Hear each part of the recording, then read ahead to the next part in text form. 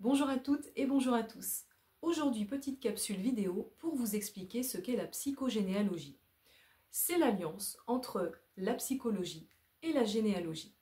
Elle a été instaurée dans les années 80 par une psychologue, Anne-Ancelin Schutzenberger.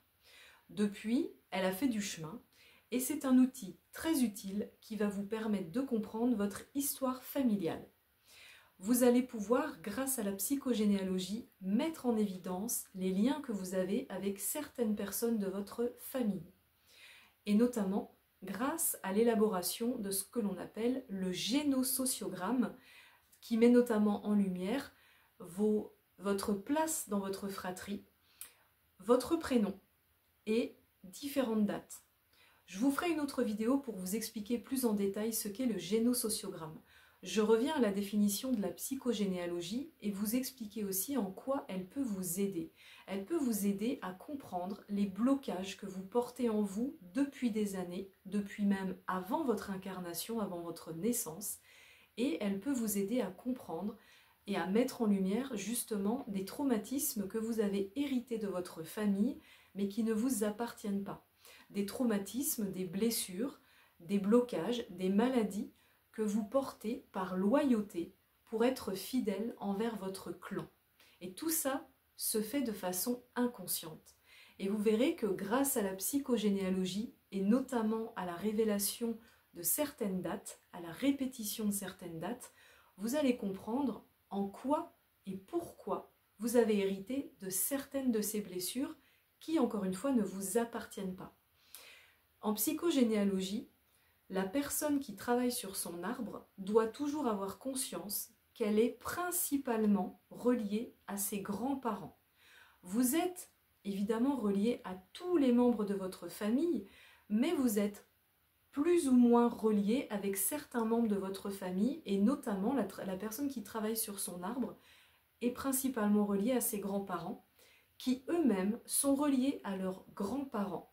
Ce qui signifie que vous êtes, on va dire, la première génération, vos grands-parents sont la troisième génération, vos parents étant la deuxième, donc vous, première génération, grands-parents, troisième génération, et les grands-parents de vos grands-parents sont la cinquième génération.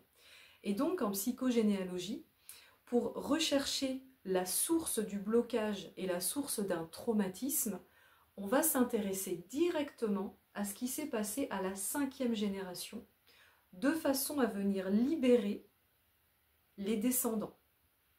Vous allez me dire, oui ok, mais si je ne connais pas mes arrière-grands-parents, eh bien, soit effectivement vous connaissez les informations relatives à vos arrière-grands-parents et dans ce cas-là, le travail peut s'effectuer de manière consciente en notant les prénoms, les noms de vos arrière-grands-parents, ainsi que toutes les informations que vous aurez sur ces personnes-là, les mariages, les divorces, les séparations, les décès, et puis plein de choses en lien avec leur histoire familiale.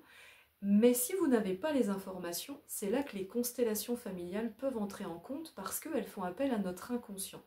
Ça, c'est pareil, je vous ferai une vidéo ultérieure sur les constellations familiales pour vous expliquer plus en détail.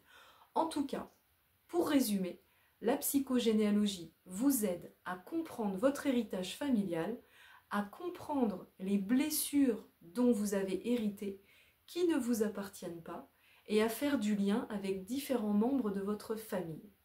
Et donc on rappelle que c'est une alliance entre la psychologie et la généalogie. Si vous êtes intéressé, n'hésitez pas à me contacter, je vous reçois en présentiel ou en visio, en Vendée. Vous avez tous les liens pour me contacter, mon adresse mail, la prise de rendez-vous directement en ligne dans la barre de description. Merci à vous, je reste à votre écoute si besoin. À tout bientôt.